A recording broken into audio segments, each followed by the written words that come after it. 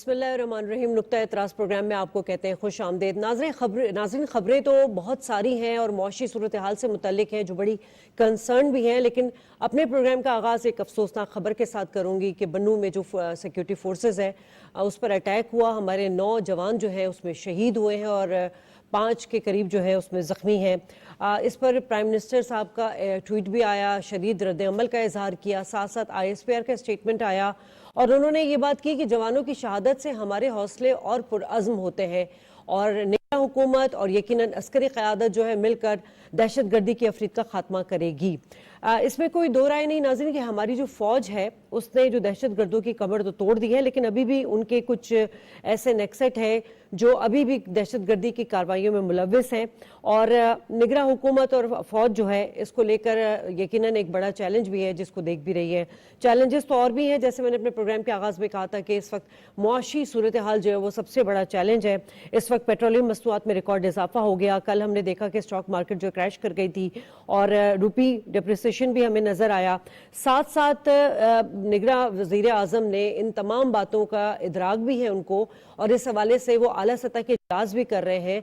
कल उन्होंने सहाफ़ियों, सीनियर सहाफ़ियों के साथ मुलाकात की और उसमें उन्होंने बहुत सारी बातें इस हवाले से भी की जो कि निगरान हुकूमत के डोमेन में नहीं है, लेकिन निगरान हुकूमत चाहती है कि उसको एड्रेस किया जाए। इसमें सबसे ज़्यादा जो बिजली के इजाफी बिल हैं जिससे एक आम आदमी शदीद मुतासिर हो रहा है, उसको रिलीफ देने के हवाले से एक टाइम फ्रेम दिया है। साथ साथ उन्होंने ये भी कहा है कि निज़ाम में जो खराबी है उसको भी हमें एड्रेस करना चाहिए, उसको पॉइंट आउट करना चाहिए। लाइन लॉसेस के हवाले से उन्होंने बात की। IPPs मुआहदे पर उन्होंने बड़े सवालात उठाए और उन्होंने कहा कि ये 90s के दौर में जब ये मुआहदा किया गया था तो उससे जो हमारे रियासत और मुआशरा जो है वो उसके लिए बहुत ख़तरनाक था। नाज़रीन, इस हवाले से यकीनन हम जब सवाल करेंगे कि निगरान हुकूमत की जो सेटअप है हमारा उसमें यकीनन उन पर ये इजाफी बोझ है, लेकिन फिर भी हम देख रहे हैं कि बड़ी दिलचस्पी के साथ इन तमाम चीज़ों को, इन मसाइल को एड्रेस किया जा रहा है। आज स्मगलिंग की रोकथाम के हवाले से आला सतह का इजलास हुआ। मुल्की मईशत को दरपेश माली खतरा से मुतल्लिक वज़ारत ख़जाना ने रिपोर्ट भी शाया कर दी है। इस हवाले से हम बात करेंगे कि हमारे निज़ाम में कौन कौन सी खराबियां मौजूद हैं और मुआशी तनज़ुली जो कि बढ़ती चली जा रही है इसकी रोकथाम के लिए क्या वजूहात हैं और इसके क्या सॉल्यूशंस हैं। गेस्ट का तारुफ करा दूं, स्टूडियो में मेरे साथ इस वक्त मौजूद हैं AQ खलील साहब, फॉर्मर चेयरमैन है KCCI के, बहुत शुक्रिया। कुछ ही देर में हमें इम्तियाज़ फरहान साहब सीनियर जर्नलिस्ट से ज्वाइन करेंगे। हमें कुछ देर में डॉक्टर फ़रूक सलीम जो कि इकोनॉमी एक्सपर्ट हैं और तज्ज़िया निगार हैं वो भी हमें ज्वाइन करेंगे। ब्रिगेडियर रिटायर्ड अहमद सईद मिनाज साहब भी हमें ज्वाइन करेंगे, उनसे भी हम बात करेंगे। और हमें इस वक्त ज्वाइन कर लिया अहमद सईद मिनाज साहब ने, तो प्रोग्राम का आगाज़ उन्हीं से कर लेती हूँ। बहुत शुक्रिया सईद साहब।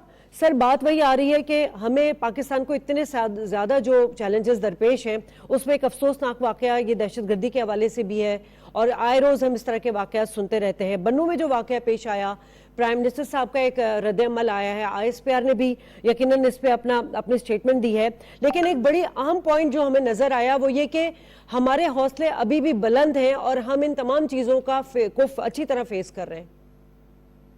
जी शेर साहब, बहुत बहुत शुक्रिया आपने मेरे शो के लिए। आपने बिल्कुल सही ये टॉपिक उठाया कि इस हालिया दिनों के अंदर आप अस्फाइल फाटा में खास करके बलूचिस्तान में देखें तो दहशत गर्दी की कार्रवाइयाँ जो है बढ़ती चली जा रही हैं। पिछले दिनों में गवादर में अटैक हुआ था, इसमें चाइनीज अपनी बस में जा रहे थे और अब बन्नू में और उससे पहले जो है उसके ऊपर साउथ बलूचिस्तान में भी हमला हुआ था।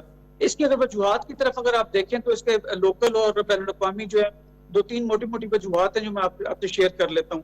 सबसे पहले तो ये मेरे ख्याल के अंदर जो 20 सालों के अंदर फौज ने फाटा में और बलूचिस्तान में कामयाबियां हासिल की हैं और वॉर ऑन टेरर में एक अनप्रेसिडेंटेड किस्म की कामयाबी हासिल की है, तो उसके खिलाफ ये एक बुश्ता हुआ शटोला जो है वो भड़कता हुआ नजर आ रहा है जिसमें वो अपनी प्रेजेंस को टेररिस्ट जो है शो करने की कोशिश कर रहे हैं। पिछले महीने अगर आप देखें तो पिछली जो हमारी गवर्नमेंट थी PDM की, उन्होंने अफगानिस्तान के साथ उनकी अबूरी गवर्नमेंट के साथ एक मुआहदा भी किया था जिसमें उन्होंने फतवा भी जारी किया कि पाकिस्तान के अंदर अगर किसी किस्म की कोई कार्रवाई अफगानिस्तान की सरजमीन को इस्तेमाल करते हुए और वहाँ कोई मौत मारा गया कोई हुआ नहीं तो उसको हम शहीद नहीं गर्दानेंगे और वो हराम मौत होगी उसकी। तो इस तरह की कंडीशंस के अंदर आप दोबारा से एक अपनी प्रेजेंस शो करना चाह रहे हैं और अफगानिस्तान मेरे ख्याल में इसके अंदर ये भी शो करना चाहता है कि ये आपकी अंदर इंडिजिनस एक चीज है, ना कि अफगानिस्तान की सरजमीन जो उसको इस्तेमाल किया जा रहा है। इसमें इंटरनेशनली उनके ऊपर काफी प्रेशर भी था। अगर मजीद इसको आप देखें तो 5th जनरेशन वॉरफेयर की इसमें अक्सर बात करता हूँ, उसमें पॉलिटिकल इंस्टेबिलिटी के बाद जब उसमें खासी इन्होंने कामयाबी हासिल की है हमारे دشمن ممالک نے اور کچھ اندرونی اس طرح کے ایلیمنٹس ہیں جن کی وجہ سے ایک انسرٹینٹی کی کنڈیشن ہے. اب اس کو سپلیمنٹ کس سے کر رہے ہیں آپ؟ ہوسٹائل انٹیلیجنس ایجنسیز جو ہیں اور ہمارے دشمن ممالک وہ فنڈنگ کر کے اس طرح کی کنڈیشنز کرنا چاہ رہے ہیں جس میں پاکستان اندرونی طور پر جو ہے وہ کمزور ہو سکے. اور اس میں انڈیا کی ایک بہت بڑی ایک وجہ یہ بھی ہے کہ وہ پولیس مین بننا چاہتا ہے اور اس کے ساتھ ساتھ وہ جو اقوام متحدہ ہے اس کی پرماننٹ جو ہے سیٹ جو ہے یونائیٹڈ نیشن سیکورٹی کونسل کی وہ حاصل کرنا چاہتا ہے. پاکستان نے خاص کر کے رکاوٹ کی ہے تو پاکستان کو اس طرح کے ٹیبل پر لے کر آنا چاہتا ہے جہاں اس کی اپوزیشن جو ہے وہ نہ ہو سکے. اور میں آخر میں سب سے جو ایک بڑی وجہ جو ہے دیکھا ہوا کہ چائنیز نے ایک سی پیک کے لحاظ سے بڑا بیان دیا تھا کہ افغانستان اور فاٹا کے اندر سے ایک سی پیک کی ایک شاخ نکالیں گے جو کہ یورپ کو جوائن کرے گا. میں اسی حوالے سے آپ سے دوسرا سوال لے لیتی ہوں کہ ایک تو ہمارا سی پیک چل رہا ہے پلاننگ، سیکیورٹی ایشوز اور تھریڈز ہمیں بہت زیادہ ہیں، ساتھ ساتھ ایس آئی ایف سی جو ایک گیم چینجر اور سی پیک کے پیرالل ایک پروجیکٹ ہے، اس کے لیے بھی جو ہماری جو عسکری قیادتیں ہیں وہ بڑا ہی انٹرسٹ اس کانٹیکس میں شو کر رہی ہیں کہ یہ ملکی معیشت کے لیے بہت ضروری ہے، خاص طور پہ آرمی چیف صاحب کی حمایت، ان کا تعاون، سرمایہ کاری کو لے کے، کیونکہ ابھی دیکھیں مائن سمٹ ہوئی تھی، بڑی امپورٹنٹ پاکستان کی تاریخ میں پہلی سمٹ تھی. یہ وہ چند ایلیمنٹس ہیں سعید صاحب کہ اگر ان کو دیکھا جائے تو اس وقت یہ جو دہشت گردی کے واقعات رونما ہو رہے ہیں اس کو کس طرح آپ ڈسکرائب کریں گے؟ جی میری بات آ رہی ہے؟ جی جی جی آپ نے یہ سوال جو تھا کہ ایس آئی ایف سی کے ساتھ اسپیشل جو انویسٹمنٹ فیسیلیٹیشن کونسل جو ناصر منیر صاحب نے اس میں بنائی ہے پرائم منسٹر ہاؤس کے اندر، پرائم منسٹر سیکریٹریٹ میں، اس کا مقصد ایسا ہی ہے جیسے کہ ملٹری آپریشن ڈائریکٹریٹ کے اندر جب فیٹ اف کے اوپر ہم نے پوزیشنز لینی تھی، اس کے تمام ورک پلان پر کام کرنا تھا، تو یہ ایک ون ونڈو قسم کا آپریشن ایک انویسٹمنٹ کے لحاظ سے لوکل اور فورن انویسٹرز ہیں ان کی کنڈیشن کریٹ کرنے کے لیے یہ ایس آئی ایف سی بنائی گئی. اب ایس آئی ایف سی جو ہے اس نے خاصا اپنا کام مکمل کر لیا ہے اور آنے والے دنوں کے اندر آپ دیکھیں گے کہ خاطر خواہ اس میں انویسٹمنٹ بھی آئے گی، لیکن انویسٹرز کو ہمیشہ سیکیورٹی چاہیے ہوتی ہے، اس طرح کی چاہیے ہوتا ہے جہاں انویسٹمنٹ جو پروٹیکٹڈ رہے اور وہ کھل کر اپنا بزنس کر سکیں. اب یہ کسی بھی صورت ایک ایسی ہمارے دشمن ملک کو بالکل بھی نہیں بھا سکتی یہ چیز جس میں کہ پاکستان اپنے پاؤں پہ واپس کھڑا اور آئی جنگل سے باہر نکل سکے. تو ان تمام حالات کو دیکھتے ہوئے میرے خیال میں جو اندرونی ہماری پولیٹیکل پارٹیز ہیں ان کو مل کر کھڑا ہونے کی ضرورت ہے، ایک ایسا نیریٹو بنانے کی ضرورت ہے کہ جس میں دشمن ممالک جو اس طرح کی چیزیں کر رہے ہیں اس کے آپ اعلیٰ کار بننے کے بجائے ہم خلاف کھڑے ہو جائیں، بجائے اس کے کہ آپ اپنے ایک مضمون قسم کے جو بھی پولیٹیکل آپ کے انٹرسٹ ہیں میں تو ان کو کہوں گا کہ ان کو پرائرٹیز رکھیں اور پاکستان کا سوچیں. اور آپ ہمارا سی پیک کی اپنے بات کی، سی پیک کے لحاظ سے بھی جو ایکسٹینڈ کرنا چاہ رہا ہے چائنا ایران اور افغانستان کے اندر سے یورپ میں جانے کے لیے، تو یو ایس یونائٹڈ اسٹیٹس یہ سمجھتا ہے کہ افغانستان کے اندر چائنا کا اور بالترتیب آگے سے رشیا کا جو ہے اثر و رسوخ واپس پڑنے کا ایک جو ہے خدشہ ہے جس کے لیے اس طرح کے حالات پیدا کر رہا ہے کہ نہ صرف وہ گوادر کی جو ترقی ہے اس کو روک سکے بلکہ افغانستان اور جو ایران کے اندر سی پیک کی ایک شاخ جانی ہے اس کو روک سکے. ایک بین الاقوامی ڈومیسٹک دونوں طرح ہر طرح کے چیلنجز پاکستان فیس کر رہا ہے، لیکن پاکستان کی آرمڈ فورسز اور پولیٹیکل لیڈرشپ چاہے وہ انٹرم یا پی ایم کی ہو یا آنے والی گورنمنٹ سب متحد ہیں اور انشاءاللہ دشمن اپنا جو ہے وہ منہ کی کھائے گا اور پاکستانی قوم میں تو اس وقت جو عام انتخابات کا ایک ماحول بننے جا رہا ہے، ایسے میں اس طرح کے واقعات ہونا یقیناً جو دہشت گرد جو نان سیکٹر ایلیمنٹس ہیں وہ تو موقع کی طاق میں رہتے ہیں. آپ کو یاد ہے آپ نے ذکر بھی کیا باجوڑ میں جو خودکش حملہ ہوا تھا اس میں ہم نے دیکھا تھا داعش کے جو ٹی ایس کے پی چیپٹر تھا اس نے اس چیز کو قبول کیا تھا، اس سوسائڈ اٹیک کو. اس وقت آپ یہ کتنا تھریٹ دیکھ رہے ہیں یا ہم اس کو کس طرح نگراں حکومت کے لیے بطور چیلنج دیکھیں گے جو جنرل الیکشن آنے والے ہیں؟ دیکھیں نگراں حکومت پرائم منسٹر صاحب نے کل بھی صحافیوں سے ملاقات کرتے ہوئے کہا تھا کہ ہم آئے جو ہیں وہ جلد سے جلد الیکشن کروانے کے لیے آئے اور ہم جو ہے اس کی سہولت کاری کریں گے الیکشن کمیشن کی تاکہ وہ ٹائملی الیکشن آپ کرا سکیں. لیکن ٹائملی الیکشن یا جو ایک اسٹیبلٹی کی جو کنڈیشن کریٹ کر سکتا ہے وہ ٹیررسٹ یا ہمارے دشمن ممالک ان کے انٹرسٹ میں یہ نہیں جاتا ہے. تو اس طرح کی حرکت کر کے امن و امان کی صورتحال پیدا کرے گا کس طرح کا ایک کنڈیشن وہ کریٹ کر رہے ہیں جس میں انٹرنیشنلی پاکستان کے امیج جو ہے خدا نخواستہ وہ جو ہے خراب ہو یا آپ جو ہے وہ الیکشنز نہ کروا سکیں. لیکن میرا خیال میں جو آپ کی پوری گورنمنٹ اس کا تھا انٹرم گورنمنٹ ہے وہ ان تمام حالات کا استحباب کرے گی اور پاکستان آرمی جو پہلے بھی قربانیاں دیتی ہے وہ اب بھی قربانیاں اسی طرح سے دیتی رہے گی تاکہ پاکستان میں امن ہو، اور وقتی طور پہ اور جو ضرورت کے مطابق یا آئین کے مطابق تو ہمارا 3 مہینے کے بعد الیکشن ہونے کا جو وقت مقرر ہے اس میں الیکشن کروانے چاہیے. لیکن کچھ لمیٹیشنز الیکشن کمیشن کی ہیں جس کو جو متعلقہ ادارے اس کو دیکھ رہے ہیں. لیٹس سی کہ کیا ہوتا ہے. لیکن میرے خیال میں ٹائملی الیکشن ہوں گے تو پاکستان کی ترقی آئے گی اور پاکستان واپس اپنی ترقی کی ڈگر پہ چلے گا. ٹھیک ہے. اچھا لاسٹ میں آپ سے کوسچن لے لیتی ہوں کیونکہ اب ملکی جو معیشت ہے اس حوالے سے جو ایک انسرٹنٹی ہے، بے یقینی کی صورتحال ہے. ایک طرف ہم SIFC پروجیکٹ لانچ کر چکے ہیں، سرمایہ کاروں کو اپنے ملک میں دعوت دے چکے ہیں، مگر ایک بے یقینی اور اس طرح کی صورتحال نظر آ رہی ہے. اسمگلنگ کی روک تھام کے حوالے سے بھی آج اعلیٰ سطح کا اجلاس ہوا، پرائم منسٹر صاحب بھی کنسرن ہے، اور یقیناً جب ایپیکس کمیٹی کا اجلاس ہوتا ہے SIFC میں تو ان تمام چیزوں کو جو ہے اس پر ڈسکشن ہوتی ہے، اس کے لیے سلوشن نکالا جاتا ہے. یہ کتنا ضروری ہے؟ مطلب ایک تو آپ کی پالیسیز کے اوپر امپلیمنٹ ہونا، لیکن ہماری عسکری قوتوں کا اس میں انوالو ہونا، یہ جو ایک سرمایہ کار ہے اس کے لیے کتنا پر اعتماد ایک ماحول مطلب اس کو یقین دلائے گا کہ جی پاکستان کی سرزمین جو ہے سرمایہ کاری کے لیے بہتر ہے کافی. دیکھیے SIFC کا مقصد اور اس میں آرمی کے ایلیمنٹس کا بیٹھا ہونا بیسیکلی یہ انویسٹر کے اعتماد کو بحال کرنے کے لیے ہے. جو انفارچونیٹلی پرانے انویسٹرز جو تھے وہ اس قسم کی شکایتیں کرتے نظر آتے تھے. یہ بیوروکریٹک چینل ہے جس میں ڈیلے آتا ہے اور کچھ کرپشن کا ایلیمنٹ اس طرح کا ہے کہ وہ اپنے پیسے یہاں لگاتے ہوئے ہدایت کرتے تھے. لیکن چونکہ پاکستان آرمڈ فورسز کا ایک امیج ہے، ایک ٹرسٹ ہے، تو اس وجہ سے جو کوارڈینیشن اور ایڈمنسٹریٹو جو اتنی ریسپانسبلٹیز ہیں وہ چیف آرمی صاحب نے اپنے نمائندوں کے حوالے کیے. تو میرے خیال میں یہ ایک ایسا اعتماد کا ماحول پیدا کرے گا پرووائڈڈ آپ سیکورٹی سچویشن جو ہے جو تھوڑا سا ڈیٹیریٹ ہونے کی دشمن ممالک کوشش کر رہے ہیں وہ کرنے کی، اگر اس کو سیکورٹی بہتر کر لیں تو میرا خیال انویسٹر کا اعتماد بحال ہوگا.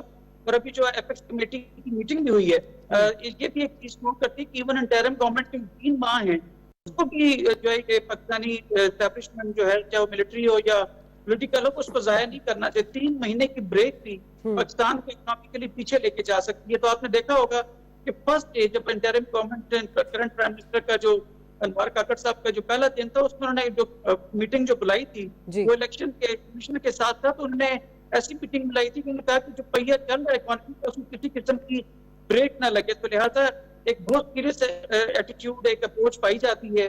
اور میرے خیال میں جو ہمارے لوکل اور جو فورن انویسٹرز ہیں وہ اس کے خاطر کا اعتماد حاصل کریں گے. اور چاہے مرضی ہو جائے اس طرح اکا دکا پاکستان میں یا کہیں بھی واقعات ہوتے ہیں تو اس کا کوئی فکر کرنے کی ضرورت نہیں ہے. پاکستان اور پروسیس کا ایک صفائی تھی جب تک کھڑا ہوا ہے اندرونی یا بیرونی چیلنجز کا سامنا کرنے کے لیے تو کسی قسم کی فکر کرنے کی ضرورت نہیں ہے.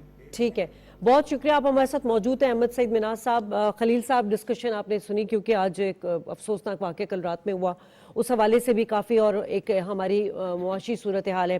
سر میرا ایک جنرل سوال یہ ہے کہ پاکستان کی اکانومی کو اگر ہم 90 کی دہائی میں دیکھیں، اس سے پہلے دیکھیں تو بتدریج بہتری تھی جو اس وقت تنزلی کا شکار ہے.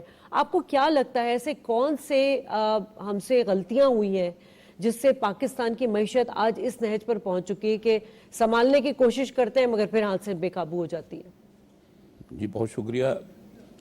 میرا خیال یہ ہے کہ اگر ہم اپنے ماضی میں دیکھیں تو 90s میں یہ آوازیں آنی شروع ہو گئی تھیں کہ IPPs کے ساتھ جو معاہدے ہو رہے ہیں وہ ہمارے مستقبل کو خراب کرنے کے لیے ہو رہے ہیں.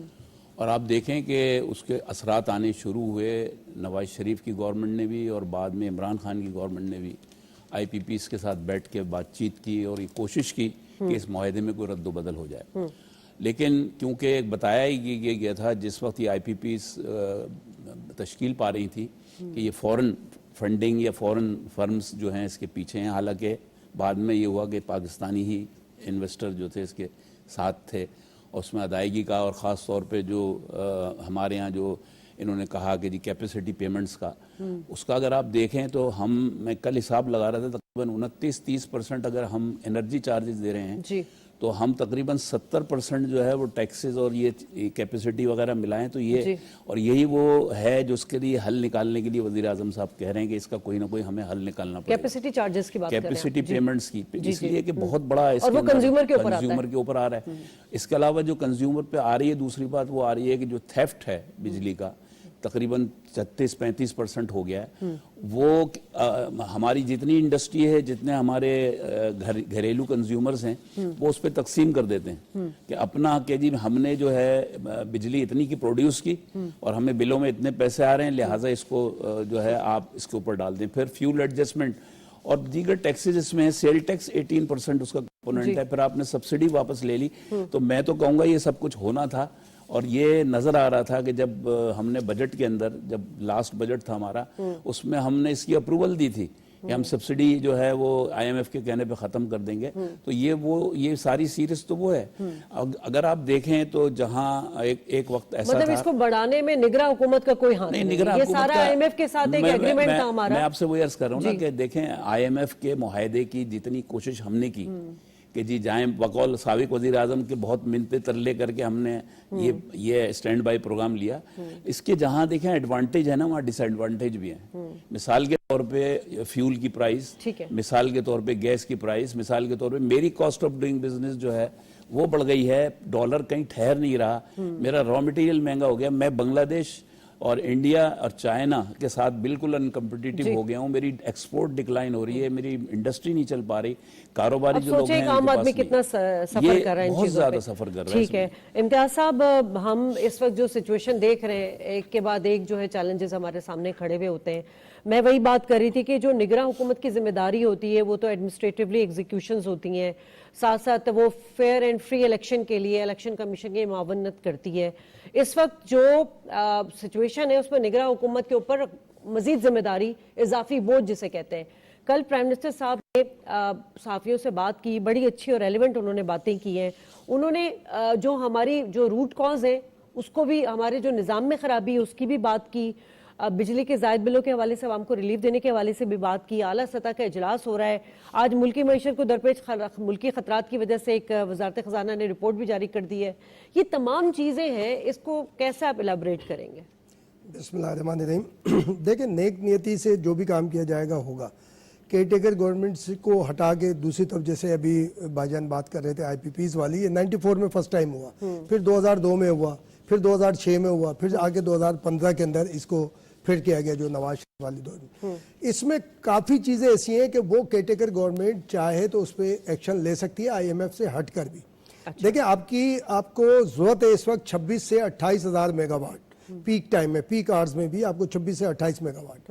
ये IPP से आपको मिल रहे हैं 40, 41, 42, 40 से 42,000 तक आपको मिल रहे हैं। ये जो है, अच्छा, अगर आप उसको यूटिलाइज भी नहीं करेंगे, यूज भी नहीं करेंगे, तो आपको ये 14 से 16 हज़ार मेगावाट के पेमेंट करनी है।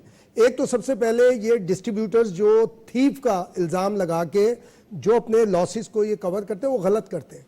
उसकी वजह ये कि जो इजाफी 14 से 16 है, इसके ऊपर केयरटेकर को एक्शन लेना चाहिए। वो उसमें थीफ जहाँ जाइए अपना इसको लाइन लॉसेस। आप बिजली चोरी के हवाले से बात जी, बिजली चोरी में, और ये पूरा जो बिजली का एक मैकेनिज्म 520 अरब 30 करोड़ का जो नुकसान हो रहा है, ये आप क्या समझ रहे हैं? ये वजारत तवानाई से जो तजावीज़ मांगी है प्राइम मिनिस्टर साहब ने, इस वक्त पावर डिवीजन की आपको कहीं कोई चीज नजर नहीं आ रही कि उनकी नाअहली है, नालायकी है? देखिए, स्टैंडिंग कमेटी की जो 2 दिन मीटिंग हुई है उसमें सारी नाअहली सामने आ गई। ये जो थीफ और लाइन लॉसेस जो मेरे पे और आप पर डाल रहे हैं ना, ये रोक सकती है केयरटेकर गवर्नमेंट। उसकी वजह ये कि जो IPPs को हम 16,000 14,000 मेगावाट के पैसे इजाफी हम जो दे रहे हैं, वो जो है हम उसके अंदर एडजस्ट कर सकते हैं, तो ताकि ये जो अपने कौमी खजाने में जमा नहीं करा रहे जो डिस्ट्रीब्यूटर्स, वो उसको जमा कराएं। फिर IPPs का जो ये जो टैक्सेस का मामला आ रहा है, बिलिंग के ऊपर जो टैक्स लगाए जा रहे हैं, उसको विड्रा किया जा सकता है कई एक उसको। अब जाहिर है कि केयरटेकर, लेकिन इस केयरटेकर को ये ज्यादा फायदा है कि फाइनेंशियल इनको पास पूरे पावर है जो बाकायदा लेजिस्लेशन हुए, और ये इनिशिएटिव ले भी रही है केयरटेकर गवर्नमेंट। सर, ये तो वो आप इजलास की बात कर रहे हैं ना, जिसमें इसके रूट कॉज पूछे गए हैं, इसमें तजावीज मांगी गई है, लेकिन जो रिपोर्ट है, जो बिजली के भारी बिल आ रहे हैं, टैक्सेस तो लगे हैं, लेकिन इनकी ज्यादातर वजह भी यही है ना, जो हमारे कौमी खजाने पे बोझ बने। डॉक्यूमेंट्स के मुताबिक 2021-22 में 22 अरब यूनिट बिजली चोरी हुई है। सर, इसको कहां लेकर जाएंगे आप ये हम इससे सरफे नजर नहीं कर सकते। 22 अरब, जिस प्राइम मिनिस्टर साहब ने कहा है कि जिस शहर में बिजली के बिल जलाए जा रहे हैं, 550 या 500 मेगावाट वहां पे चोरी हो रही है, हमें अपने गिरेबानों में भी झांकना चाहिए ना। बिल्कुल झांकना चाहिए, लेकिन इसकी एडजस्टमेंट है ना, ये 22 अरब साल के हैं, 14,000 यूनिट रोजाना के 14,000 मेगावाट 14,000 मेगावाट रोजाना के ऐड करेंगे ना आप, तो ये तो एक हफ्ते की कहानी मिलेगी आपको, 2 हफ्ते में ये एडजस्ट हो जाएंगे। ठीक है। बात ये कि यही कैलकुलेशन जो दी जाती है ना बना के, इस कैलकुलेशन को आपने फेस करना है, इसको रिजॉल्व करना है। और दूसरी देखें, ये जो 14,000 16,000 मेगावाट है ना, ये आप FPCCI और चेंबर्स जो हैं लोकल चेंबर्स, उनको कॉन्फिडेंस में लें। इंफ्रास्ट्रक्चर जहां जहां नहीं है, आप वो जो इजाफी बिजली आप ले नहीं पा रहे वो वहां पे डिस्ट्रीब्यूट करें इंफ्रास्ट्रक्चर से। और दूसरा शाजिया, ये जो मामला आ रहा है ना कि जी आपको बिजली बचानी नहीं है, बिजली ना बचाए तब भी आपके पास बिजली पूरी है, ये जो मुतबादिल पे हम गए हैं इसको भी 1.5 साल के लिए रोका जाए कि मुतबादिल पे जो इंडस्ट्रियलिस्ट पैसे खर्च कर रहा है वो जो हमारे कौमी निजाम के अंदर बिजली आनी है उसके ऊपर खर्च करें। ठीक है। जब तक ये IPP से हमारे एग्रीमेंट है, और IPP से एग्रीमेंट रिव्यू हो सकते हैं क्योंकि सेंसलेस, नेशनल लॉ के अगेंस्ट, इंटरनेशनल लॉ के अगेंस्ट, नेचर के अगेंस्ट कोई भी एग्रीमेंट हो, लॉ ये कहता है उसको रिविजिट किया जा सकता है। मुझे डॉक्टर फरूक सलीम ने ज्वाइन कर लिया, इकोनॉमी एक्सपर्ट भी है, तज्ज़िया निगार भी। बहुत शुक्रिया सर।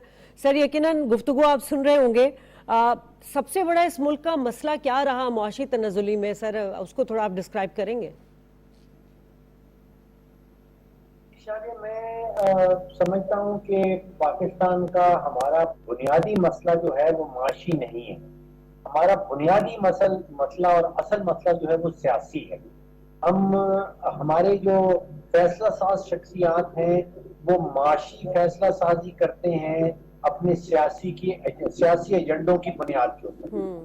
माशी फैसले लिए जाते हैं सियासी असर और रसूख के अंदर रहते हुए, और फिर ऐसे माशी फैसले जो सियासी एजेंडों की बुनियाद पे किए जाते हैं उससे मईशत को बड़ा नुकसान पहुंचता है, उससे 24 करोड़ पाकिस्तानी जो रहते हैं उनको बहुत नुकसान पहुंचता है।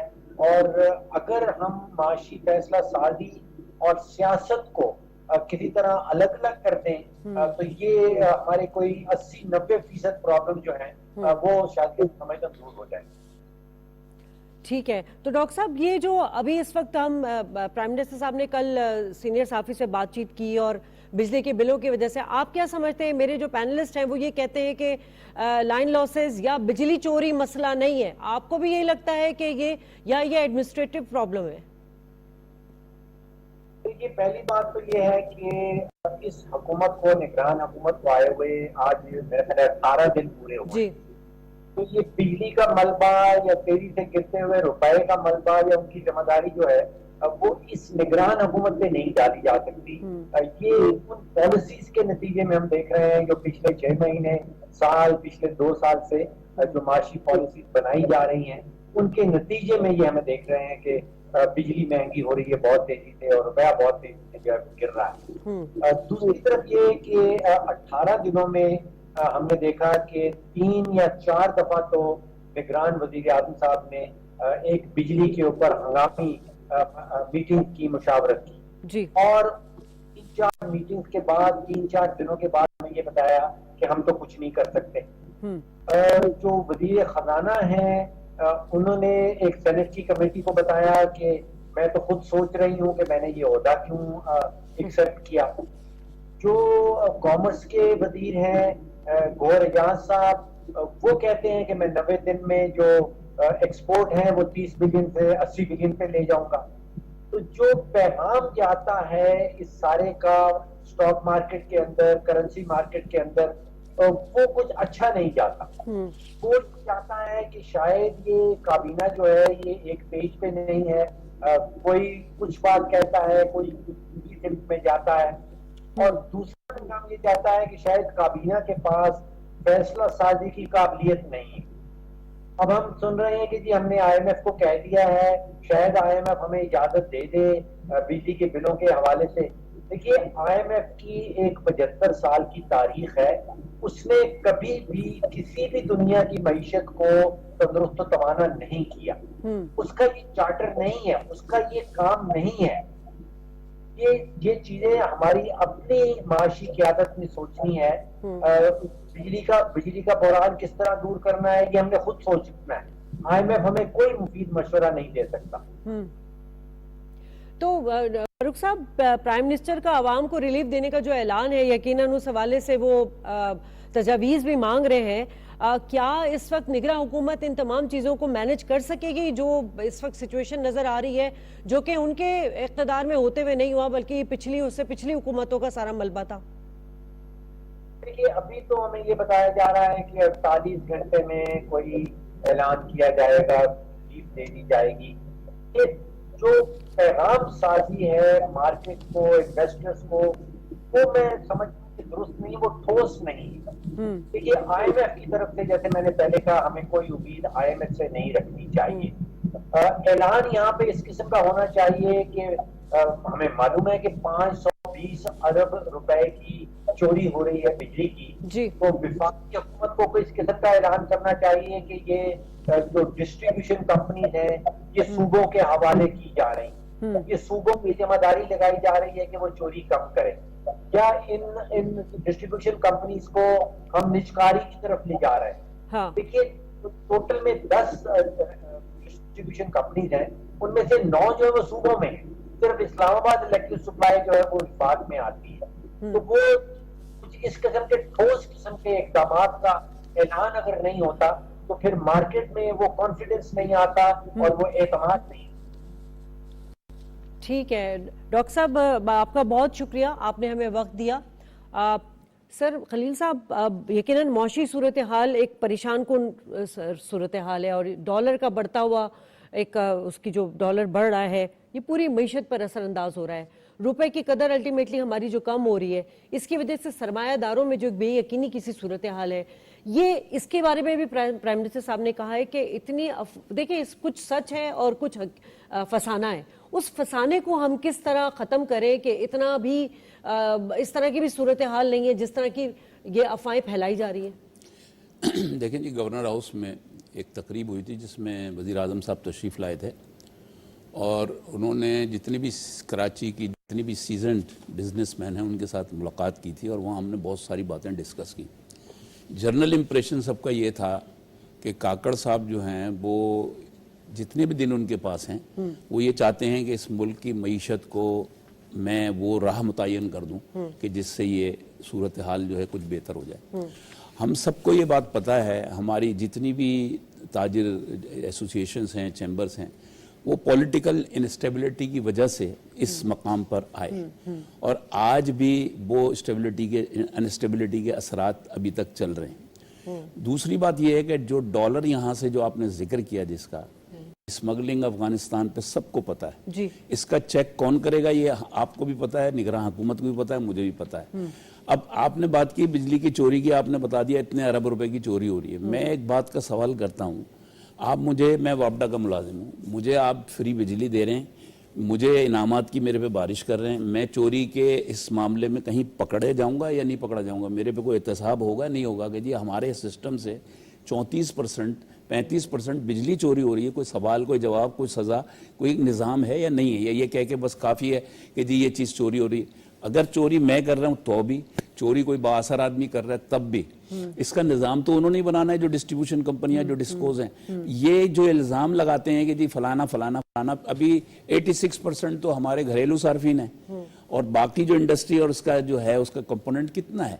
आप अपनी जिम्मेदारियों को पूरा करें। अभी आप ये देखें कि अभी जब मिनिस्ट्रियों से वज़ीर आज़म साहब ने तजावीज़ मांगी कि भाई इसका हल कोई बताओ, तो हर एक ने अपनी खाल बचाई, हल नहीं बताया कि जी उनका कहीं पे जो है इंटरेस्ट मुतासिर ना हो। और उन्होंने कहा कि जी अभी एक कल मैं पढ़ रहा था एक अखबार में, एक मिनिस्ट्री ने ये तजवीज़ दी है कि अच्छा जी ठीक है हम बिल भर देंगे, आप उसके इक्वलेंट अमाउंट हमारी तनख्वाह में दे दें। तो भाई यहाँ यही तो मसला है, आप कौन सा हल इसका बता रहे हैं? अगर तनख्वाह का आपने अमाउंट वही लेना जो आप बिल अदा कर रहे थे, मिसाल के तौर पे अगर 600 रुपये या 1000 रुपये आप दे रहे तो बढ़वा लीजिए।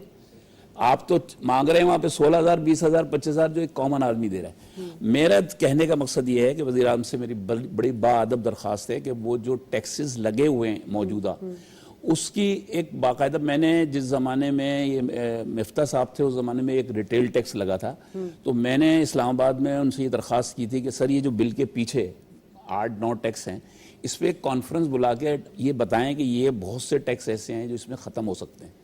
पता नहीं आपने किस ज़माने में किन हालात में इसको इंट्रोड्यूस किया था। फिर जो सेल टैक्स है ना 18%, ये भी 2 जगह आ रहा है।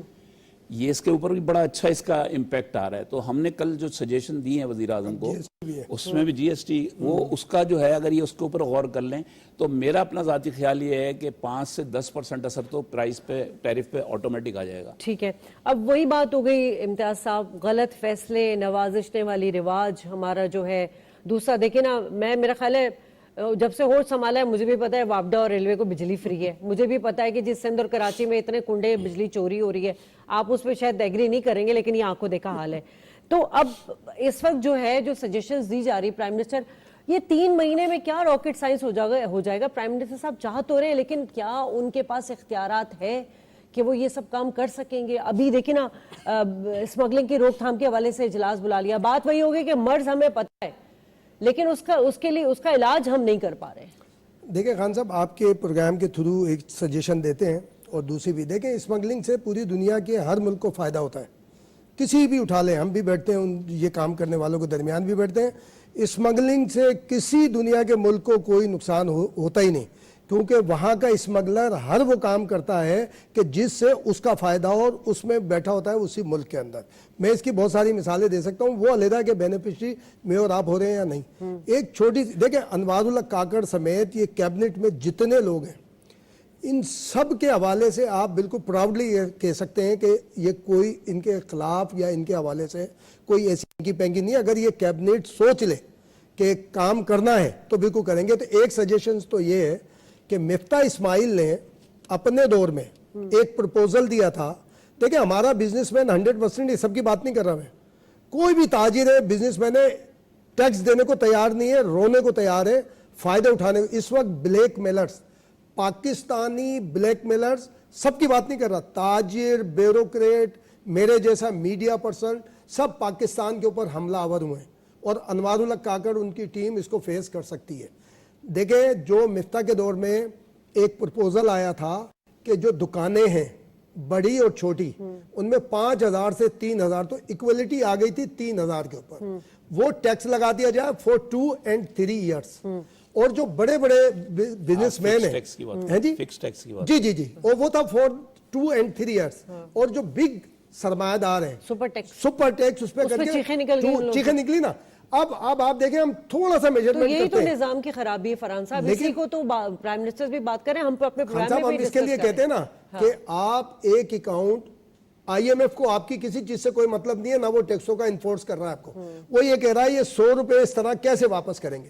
اگر آپ کو اس 100 روپے کا متبادل بتا دیں تو آپ کو وہ ٹیکس ویکس کا مسئلہ ہی نہیں ہے. دیکھیں ایک اکاؤنٹ کھول لیں آئی ایم ایف کے حوالے سے, پرائم منسٹر فور یہ جو ہمارا فائنانس منسٹر ہے وہ, chamber of commerce, federal chamber of F P C C I کا صدر, اور اسی طرح جو علاقائی چیمبرز کے ہیں ان سب کو اس میں اکاؤنٹ ہولڈرز کے اندر صرف ایک اکاؤنٹ بنائیں تاکہ آنے والا پیسہ اور جانے والا پیسہ آپ یہ امپوز کر دیں, بھلے کتنی چیخیں نکلیں, ڈنڈا اٹھائیں اور ان پہ امپوز کریں. اگر 1 کروڑ دکان بھی ایزیوم کر لی جائیں خان صاحب تو 3,000 روپے کا مطلب ہے 3,000 کروڑ روپے ماہانہ آپ کو ملیں گے.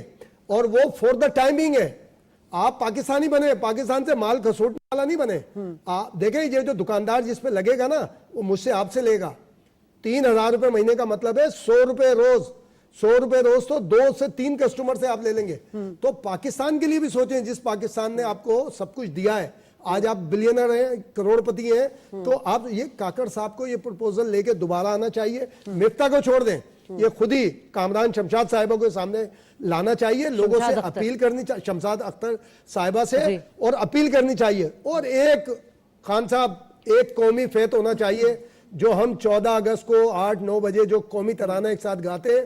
کاکڑ صاحب سے گزارش ہے ایک قومی فیت کا اعلان کرے اور اس میں کہیں جو پاکستانی جہاں پہ کھڑا ہے پاکستان کے مفاد کے لیے, خوشحالی کے لیے اپنے ذمہ داری ادا کرنے کا حلف اٹھائے اس دن, اور اللہ اور رسول کو گواہ بنا کے اپنی اولاد کی قسم کھائے.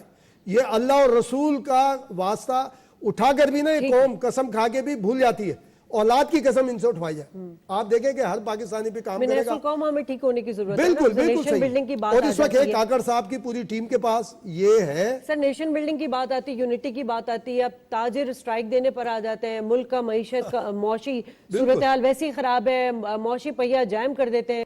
پھر بات وہی آ جاتی ہے, اب 18 دن میں یہ حکومت نگراں حکومت کیا کیا فیصلے لے گی, کیا ایگزیکیوٹ کرائے گی. شمشاد اختر صاحبہ نے کر لیا غیر ترقیاتی اخراجات کے لیے فنڈز کا اجرے پر پابندی لگا دی ہے. نگراں پرائم منسٹر صاحب نے تجاویز مانگ لی ہے. لازمی سی بات ہے ان کے پاس ایگزیکیوشن ہے, ابھی وہ تمام چیزوں کو بھی دیکھ رہے ہیں. پھر ایک طرف الیکشن کا ماحول بن رہا ہے, بے یقینی کسی صورتحال ہے.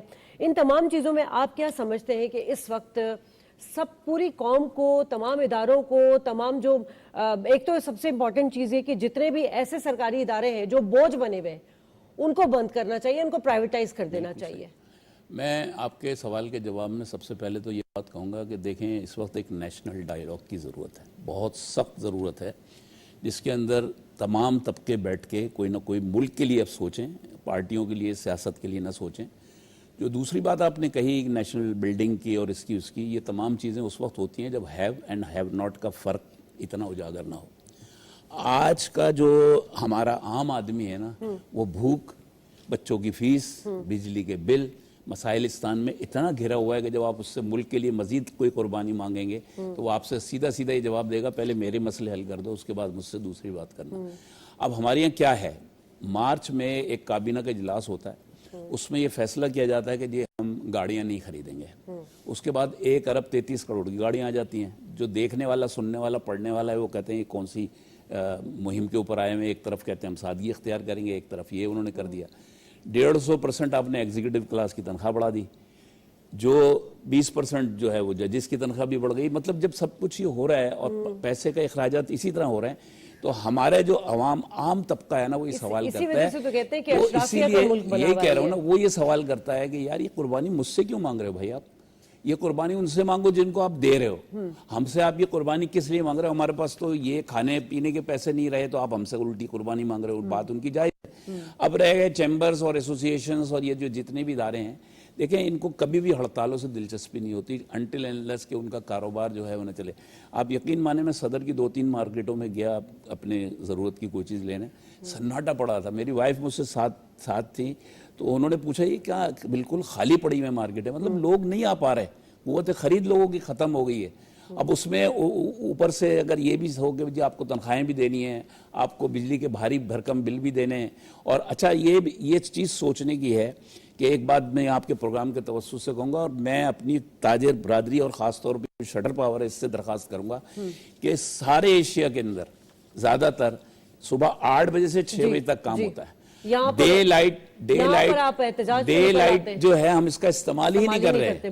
اب بات یہ ہے کہ میں نے بہت سارے اپنے دوستوں کو, میں نے آرٹیکل بھی لکھا ہے اس میں, میں نے ان سے یہ کہا کہ فرض کرو جو بل آپ کو اس مہینے آیا ہے اس سے اگلے مہینے اس سے بڑھ کے آئے گا یا یہی آئے گا.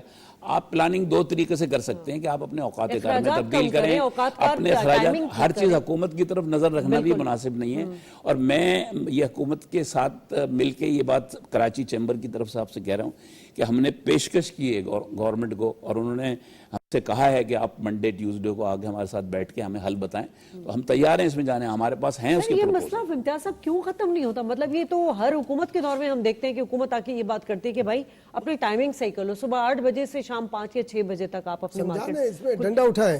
غیر شرعی کام ہے یہ, غیر قانونی نہیں ہے. ایگریسو ایکشن کیسے لیں گے؟ ڈنڈا لے کے نکلیں گے لوگ, ان کو پرووک کرتے ہیں, سب کو ملاتے ہیں اور سڑکوں پر نکل آتے ہیں. چلیں خلیل صاحب سے ایک وہ کرتے ہوئے, اپنے محلے میں خان صاحب آپ چھوٹے سے چھوٹے دکاندار کو جانتی ہوں گی نا, اس نے ترقی کی ہے, گرو کیا ہے, کوئی نقصان میں نہیں ہے, یہ روتے ہیں بولتے ہیں. سر ایک چھابڑی والا بھی جو ہے وہ اتنے کما لیتا ہے کہ ٹیکس کے مد میں آتا ہے, ٹیکس ریٹ میں آتا ہے, مگر وہ نہیں دیتا. دکاندار دیکھیں نا, جو لاکھ پتی تھا کروڑ پتی بن گیا, کروڑ پتی سے ایسے جنہوں نے بجلی جو ہے غلط طریقے سے اپنے لگائی دی ہے. تو وہی چوری کی بات آ گئی نا. 2 سے 3 سال پاکستان کے لیے سرو کر دیں نا آپ کو بھائی. اچھا یہ غیر شرعی ہے, ہمارے علماء کرام بھی اس پہ بات نہیں کرتے.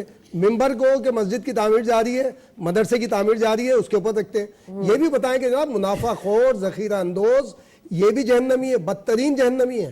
اور یہ ٹائمنگ بھی ہے کہ جمعے کی نماز اذان سنو, دکانیں بند کرو, دوڑو. وہ جب جمعے کی اذان ہوتی ہے اس کے بعد تو دکانیں کھولنے کے لیے آتے ہیں. وہ ساری یہ چیزیں بتانے کی ضرورت ہے نا کہ ساری چیزیں کرنے کو. اور یہ سارے کہتے ہیں نا کہ کیپٹل فلائی ہو رہا ہے. خان صاحب کوئی روپے کا کیپٹل فلائی نہیں ہو رہا.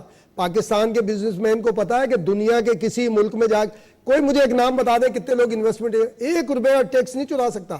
یہاں پہ ہمارا بزنس مین 100% منافع کے بغیر کام کرنے کو تیار نہیں ہے. دنیا بھر میں یہ جو بولتے ہیں بجلی ہم کمپیٹ نہیں کر پاتے ڈھاکہ سے, نہیں, ڈھاکہ کا, انڈیا کا, افغانستان کا, تائیوان کا, کوریا کا بزنس مین 15 to 20% پہ کام کر رہا ہے. ہم 15 to 20 کو ہم اپنی بے عزتی سمجھتے ہیں.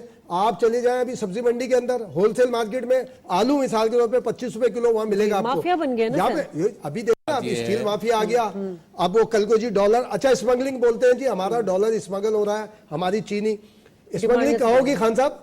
اگر ہمارے پڑوسی ملک میں مہنگا بک رہا ہوگا کوئی چیز تو میں یہاں سے اسمگل کروں گا نا. نہ ڈالر مہنگا ہے وہاں پہ ہم سے زیادہ, نہ چینی ہم سے زیادہ مہنگی, نہ آٹا ہم سے زیادہ مہنگا. تو اسمگلنگ یہ میں میڈیا میں اس کا ذمہ دار ہوں. اب چینی کا بڑا آنسر اٹھا رہا ہے خان صاحب. میڈیا پہ پابندی ہونی چاہیے اشیاء خرد و نوش اور ڈالر کی قیمت آن ایئر کرنے پہ اور پبلش کرنے کے. تو آئی ایم ایف کی جب دیکھیں, ایک تو اگر ہم ان تمام چیزوں کو سدھار لیں تو ہمیں آئی ایم ایف کے پاس جانا ہی نہیں پڑے. وہ کہتے ہیں نا پینٹ ہے آئی ایم ایف. تو اب آئی ایم ایف کی ہی کنڈیشنز ہے نا کہ آپ نے اب ڈالر ریٹ مارکیٹ فلو پہ رکھنا ہے, ٹھیک ہے. آئی ایم ایف کی کنڈیشن ہے نا آپ نے سبسڈی ختم کرنی ہے اپنی انرجی پر, ساری چیزیں. تو یہ آئی ایم ایف سے ہم کس طرح منوا سکتے ہیں ساری چیزیں؟ بالکل آپ اس کو متبادل دیں. آپ بالکل صحیح فرما رہی ہیں.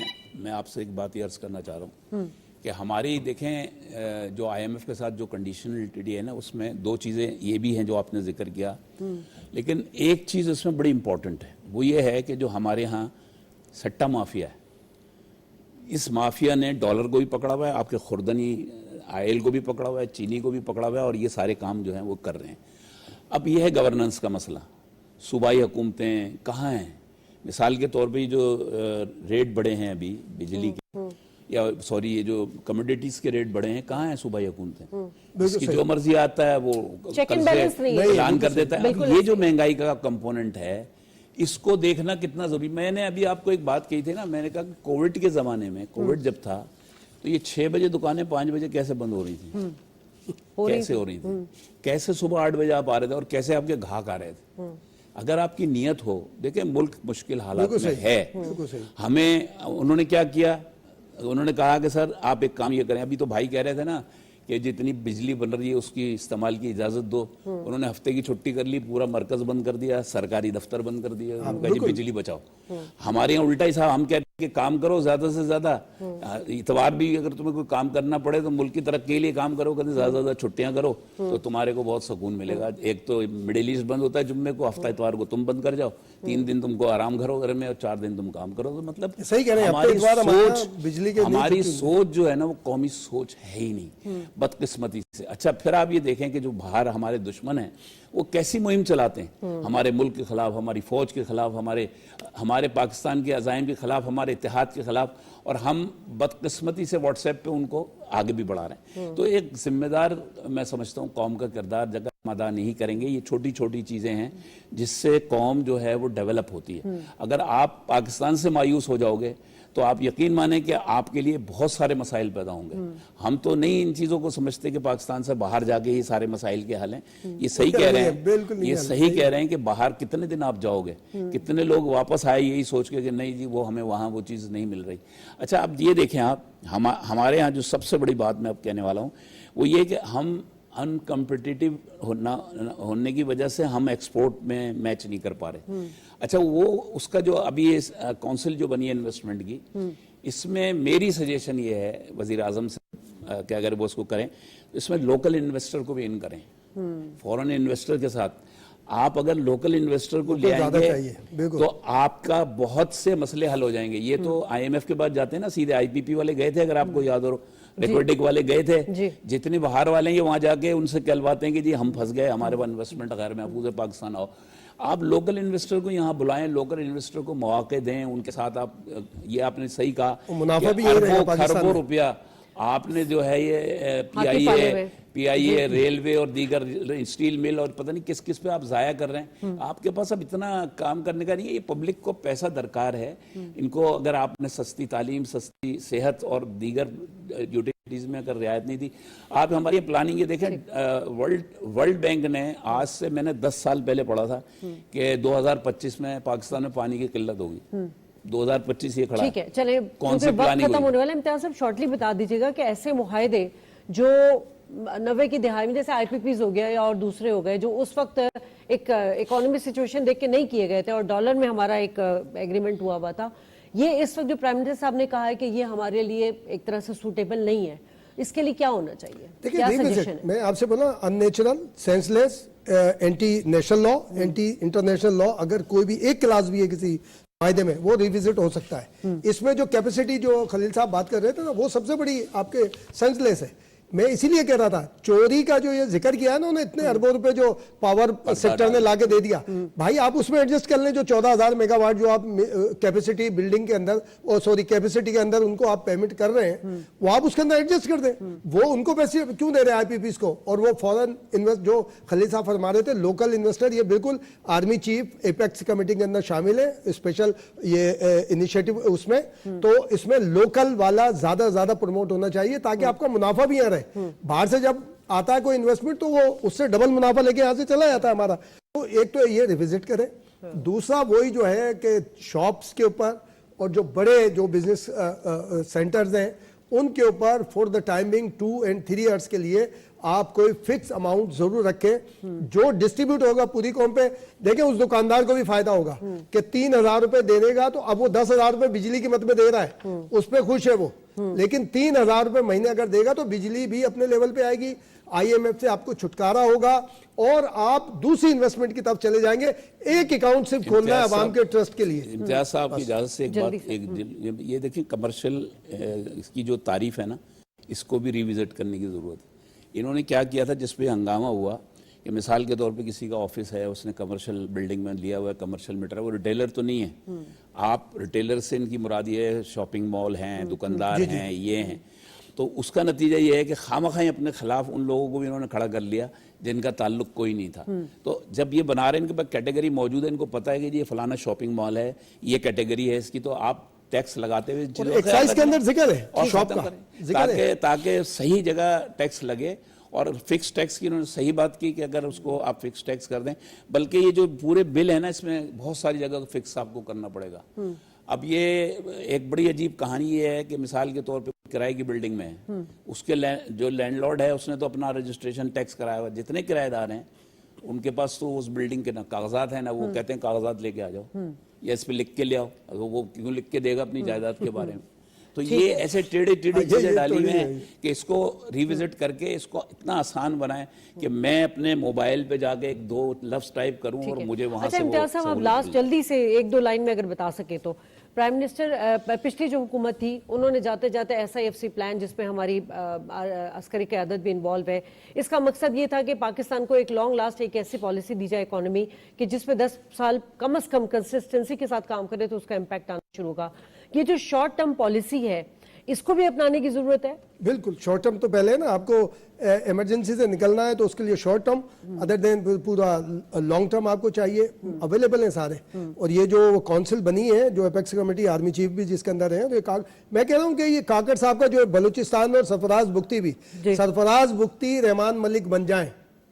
जब आपको याद होगा उस दौर में भी ये डॉलर्स का माफिया ने एक्टिव हुई थी, 7 से 8 दिन लगे थे, सब सीधा हो गया था मामला। ठीक है, बहुत शुक्रिया आप दोनों मेहमानों का। नाज़रीन, प्रोग्राम का वक्त खत्म हुआ। यकीनन मौजूदा हुक्मरानों को पाकिस्तान को बहरानों से निकालने के लिए मौसम हिकमत अमली अपनानी होगी, साथ साथ एग्रेसिव एक्शन की भी जरूरत है जैसा मेरे पैनलिस्ट ने कहा। लेकिन इसके साथ साथ बद इंतजामी जो सिस्टम में खराबी है उसको हम उजागर तो कर चुके हैं, उसका इलाज करने की जरूरत है और सबसे बड़ा अपनी सोच को कौमी करने की जरूरत है, क्योंकि नीयत बड़ा मैटर करती है। प्रोग्राम से इजाजत, अल्लाह ने के बाद।